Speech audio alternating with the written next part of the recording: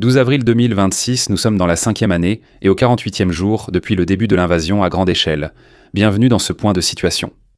Dans le rapport d'aujourd'hui, peu de changements à signaler sur le front. C'est la fête de Pâques orthodoxe, célébrée tant côté ukrainien que russe. Pendant cette fête, il y a une trêve qui est actuellement plus ou moins respectée. Nous y reviendrons brièvement plus tard. C'est pourquoi, de manière générale, nous sommes moins actifs aujourd'hui. Mais aussi bien d'autres choses. Comme dit, je vous ai apporté de nombreuses choses intéressantes, résumées brièvement dans chaque rapport, sans m'étendre 2 heures. Ça me pénalise complètement à cause de l'algorithme, mais c'est le principe derrière ces vidéos. Et on va commencer tout de suite. Vous souvenez-vous encore de cette vidéo-ci ? Je vous l'ai montrée récemment. Un soldat russe s'est allongé par terre en voyant un drone, et il a ensuite été touché par ce drone. Je vous ai déjà expliqué que c'est un phénomène assez courant sur tout le front, surtout du côté russe. On a appris à ces soldats en formation entre 2022 et principalement 2023 qu'il fallait s'allonger et ne plus bouger. L'idée derrière cela n'est pas si bête. Ça ne vient pas de nulle part. Ce n'est pas parce que les Russes sont naïfs et pensent qu'un drone ne les verra pas s'ils restent immobiles. Non, il y a une autre raison. En fait, les premiers drones avaient une portée assez limitée. Cela signifie que lorsqu'ils arrivent dans la zone cible, s'ils n'ont que 15 ou 20 minutes d'autonomie de vol, ils arrivent dans cette zone cible. Ils voient alors par exemple un véhicule ou un soldat qui s'enfuit ou quelque chose comme ça. Ils choisissent naturellement toujours la cible de haute valeur. Parce que le drone doit être rentable, surtout qu'à cette époque, il n'y avait pas encore une telle surcharge de drones comme aujourd'hui. À l'époque, il y avait relativement, entre guillemets, peu de drones, si on compare directement. Et c'est pour cela qu'on veut attaquer des cibles de grande valeur. Oui, un soldat qui ne bouge pas et qui se fait moins remarquer, ce n'est justement pas une cible de grande valeur. En plus, beaucoup de ces caméras étaient en tout simplement de mauvaise qualité. Le flux vidéo était aussi très mauvais. Et quand il y avait un brouilleur, donc des dispositifs de brouillage, ou que le drone se trouvait à la limite de sa portée, il y avait alors beaucoup de parasites. Et ce bruit faisait qu'on pouvait, par exemple, repérer un soldat qui s'enfuyait beaucoup plus facilement qu'un soldat qui s'allongeait au sol ou qu'un soldat qui se cachait entre les arbres. Actuellement, ce n'est plus le cas. Oui, et je vous l'ai montré. Donc c'est comme ça qu'on vous l'a appris. S'arrêter ou s'allonger. Simplement paraître discret. Et le drone passera au-dessus de vous. À l'époque, ça marchait bien dans les zones boisées quand le drone survolait. Beaucoup de soldats gardent cela en tête grâce à leur formation. Par exemple, ils croisent aujourd'hui un drone pour la première fois. Puis ils appliquent non simplement ce qu'on leur a appris. Aujourd'hui, les drones ont évolué, comme beaucoup d'autres choses. Parfois, des attaques ciblent ceux qui s'allongent pensant échapper au drone. Je lis souvent les commentaires sous les vidéos. Beaucoup lisent aussi les commentaires sous mes vidéos et m'envoient parfois des messages. Ce commentaire sur la vidéo s'est particulièrement démarqué. Je voulais en parler brièvement. Ici, il est dit que les soldats se rendraient en réalité. C'est bien sûr absurde. Bien sûr qu'ils ne se rendent pas. Surtout pas tous. Et ceux qui se sont rendus l'ont clairement montré comme on l'a vu dans des cas précédents. Il y a par exemple cette vidéo assez connue où un soldat se rend. Ensuite, le drone est parti. Un autre drone est arrivé, lui a transmis un message et lui a indiqué de suivre le drone. Le drone l'a ensuite guidé dans un couloir plus ou moins sécurisé, en direction des forces ukrainiennes qui étaient informées et n'ont donc pas tiré sur ce soldat russe, mais ont simplement pu le capturer.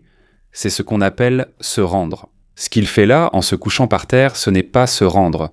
Comment se rend-on correctement d'ailleurs, puisqu'on en parle ? On lève par exemple les 2 mains en l'air et on s'agenouille. Là, tout le monde sait qu'on se rend. Sinon, on prend un tissu blanc, un mouchoir par exemple, n'importe quel morceau de tissu, un drapeau ou quelque chose dans ce genre, et on le brandit bien visiblement. Bien sûr, dans les 2 scénarios, il faut poser son arme et ne pas continuer à la porter sur soi, comme on l'a vu dans la vidéo. La deuxième partie de la déclaration décrit le fait de tuer le soldat comme un crime de guerre. Ce n'est pas du tout exact. Je ne suis pas juriste, alors n'hésitez pas à me corriger si je me trompe. Mais en situation de conflit armé, les soldats sont considérés comme des cibles militaires légitimes. C'est un fait. Et le fait qu'un soldat voit un drone et se couche au sol ne change pas son statut. Il reste un soldat, il demeure un combattant actif. Selon l'article 41 du protocole additionnel I aux conventions de Genève, il est interdit d'attaquer un soldat qui est hors de combat. Et c'est le cas lorsqu'il se rend sans équivoque, c'est-à-dire, comme je l'ai déjà dit, par exemple en agitant un drapeau blanc ou en levant les mains sans armes. C'est en effet une reddition sans équivoque, tout le monde le reconnaîtrait.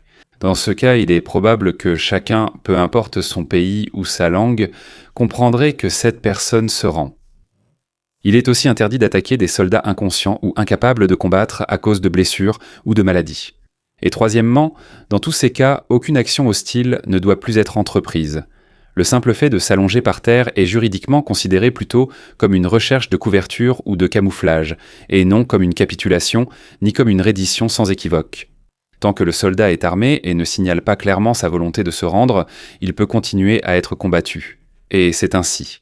Sinon, je pourrais toujours m'allonger. Imaginez que nous devons prendre une tranchée ennemie. Nous attaquons, avançons en courant sous les tirs, certains tombent, puis arrivent les drones. Que fais-je? Je me couche au sol, arme en main. Oui, maintenant tu ne devrais plus m'attaquer. Je me couche au sol, le drone passe au-dessus, il vise peut-être un autre camarade. Je me relève, avance d'1 mètre, puis un autre drone arrive. Ah, attends. Non, non, non. Vous ne devez plus tirer sur moi, car je me suis couché au sol. Bien sûr, c'est totalement absurde. Je crois que nous sommes tous d'accord. Ce commentaire m'a toutefois permis de faire des recherches et de découvrir de nouvelles choses. Il y a aussi un problème avec les drones, car beaucoup de textes datent d'avant la guerre des drones. Les attaques de drones sur des individus soulèvent souvent des questions ethniques, comme en témoignent les nombreux avis différents dans les commentaires. Donc ce ne sont pas toujours les faits, mais beaucoup d'opinions ou des esprits échauffés. Mais sur le plan juridique, il devrait être clair qu'il n'y a pas d'obligation de capturer. Le droit international n'oblige pas une partie en guerre à capturer un ennemi. Ce n'est pas une obligation. Si cela met en danger ses troupes ou si ce n'est pas possible, comme avec un drone kamikaze à usage unique, il n'est pas nécessaire de capturer cet ennemi. Surtout si l'ennemi ne se rend pas de manière évidente. Donc la capitulation face à un drone est également quelque chose de controversé. Parce qu'on ne sait même pas vraiment comment se rendre efficacement face à un drone. Un drone n'a souvent pas la capacité de transporter ou de surveiller des prisonniers. Et donc une capitulation dans cette situation est de toute façon techniquement extrêmement difficile à mettre en œuvre. Cela signifie donc que c'est impossible. Mais comme je l'ai mentionné, de nombreux textes et idées de l'époque que l'on tente toujours d'appliquer au mieux remontent à avant l'ère des guerres de drones. Malgré la trêve de Pâques, on continue de voir des pertes russes qui auraient eu lieu aujourd'hui. Comme lors de chaque autre cessez-le-feu auparavant, les combats se poursuivent. Seules les frappes aériennes ont nettement diminué, mais les combats au front continuent. D'ailleurs, des blogueurs russes affirment que les Ukrainiens auraient déviolé la trêve en attaquant un village. On voit aussi des images de soldats ukrainiens attaqués par des drones russes. Comme je l'ai dit, la situation reste la même. Ils continueront de s'attaquer mutuellement. Et je ne dirais pas qu'un camp ou l'autre a respecté la trêve plus ou moins, ou qu'ils s'y sont tenus à 100%.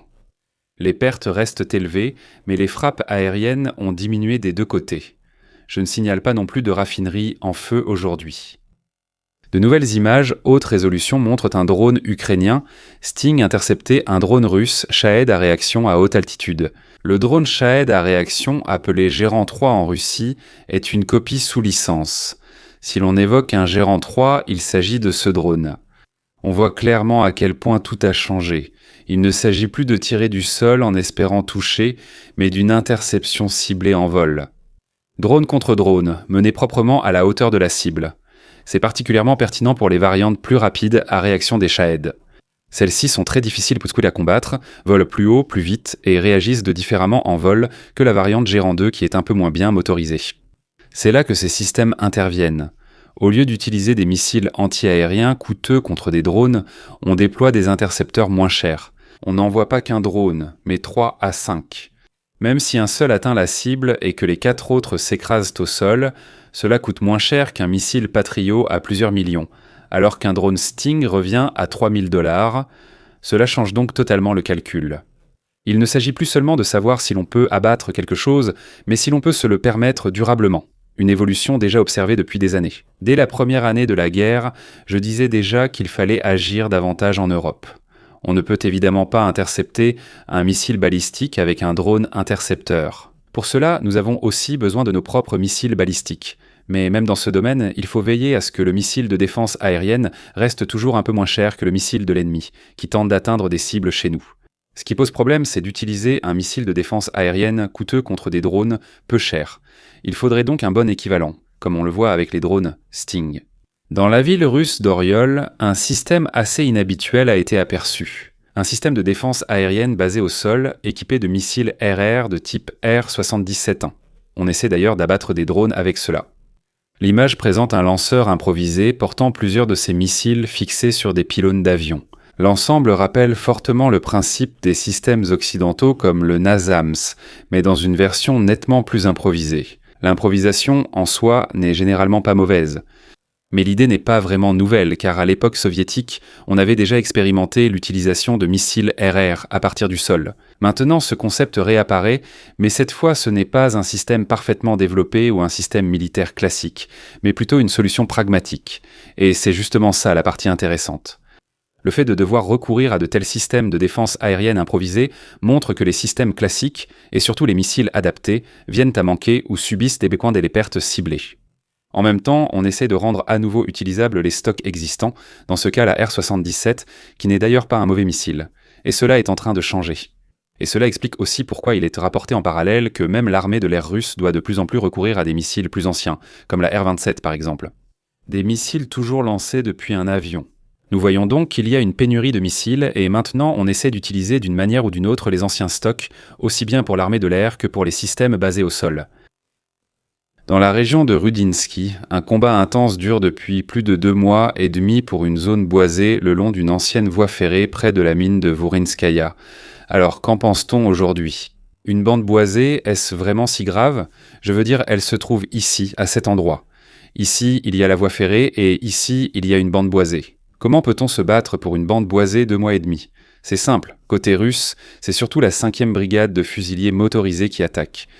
Du côté ukrainien, ce sont des unités de la 4e brigade nationale qui défendent, soutenues par le 425e régiment d'assaut Skala, ce qui paraît être quelques arbres autour desquels les deux camps s'affrontent ici, à l'épingle bleue, était en fait une position de blocage préparée. Cette ligne a sécurisé pendant des mois en 2025 une route d'approvisionnement importante entre Belitske et Rudinsky vers l'est. C'est précisément pour cette raison que les combats y sont si acharnés en ce moment. On peut grossièrement diviser le déroulement en 3 phases. En février, les forces russes ont pu prendre les premières positions ukrainiennes à la lisière nord de Rudinsky, donc ici à cet endroit, repoussant ainsi l'Ukraine un peu plus vers l'ouest. En mars, un combat d'usure s'est engagé. Les avancées russes vers l'ouest ont souvent été stoppées par des contre-attaques ukrainiennes. Dans ce contexte, les unités du 425e régiment ont subi de lourdes pertes, prouvant qu'il ne s'agissait pas d'un simple combat défensif. Maintenant, dans la phase actuelle, on ressent l'épuisement du côté ukrainien. Les forces russes ont atteint les ruines de la mine et s'y sont installées. L'importance réside ici. Si cette position tombe, ce n'est pas juste une perte de terrain.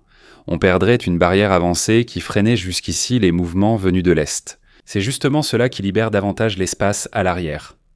Le service de renseignement ukrainien SBU a publié des images d'un échange de prisonniers peu avant la fête de Pâques orthodoxes. Néanmoins, il s'agit désormais du 72e échange, un échange au cours duquel tant des militaires que des civils ont pu retourner en Ukraine.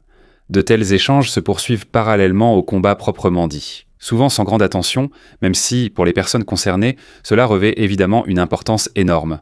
Ce qui est particulièrement important ici, c'est que cette fois-ci, en plus des soldats, des civils ont également été remis. Cela montre qu'il ne s'agit pas seulement de prisonniers de guerre, mais aussi de personnes arrêtées, emprisonnées ou déportées pendant le conflit. Zelensky a confirmé que l'Ukraine a reçu de nouveaux missiles intercepteurs pour les systèmes Patriot. Une livraison est arrivée, d'autres suivront. Il s'agit ici des meilleurs missiles, c'est-à-dire de la variante qui est principalement utilisée contre des cibles balistiques. L'approvisionnement passe par plusieurs partenaires, surtout du Moyen-Orient. Cela doit désormais être en partie coordonné avec les États-Unis. Et ce n'est pas un détail, mais quelque chose d'assez décisif. Car aux États-Unis, les États-Unis sont en mesure d'intercepter de manière fiable les missiles balistiques. Et c'est précisément cette menace qui s'est à nouveau intensifiée ces derniers mois. Surtout, tout le monde en parle déjà. Il y a effectivement un besoin de missiles, et le problème c'est que ce sujet est souvent présent, mais sans missiles, cela ne sert à rien. C'est justement à ce point que l'annonce intervient, car il s'agit de remettre en état opérationnel les capacités existantes, non d'en développer de nouvelles. J'ai volontairement mis cette annonce à la fin du rapport de situation. Sur ce point, nous devrions aussi nous remettre en question. Merci à tous les abonnés, membres et un remerciement particulier. Ferdi Mayerhofer prend la direction. Laissez vos commentaires et à bientôt pour le prochain rapport de situation.